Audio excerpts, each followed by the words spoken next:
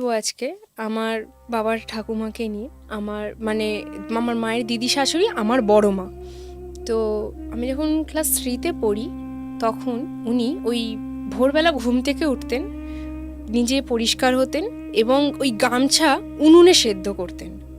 আগেকার দিনে মানুষরা যারা আছে তারা না ওই গামছায় সাবান, সার্ফ এক্সেল হোয়াট এভার দিয়ে গ্যাসে বসিয়ে দেয়, দেখবে সেদ্ধ করে যাতে পরিষ্কার হয়।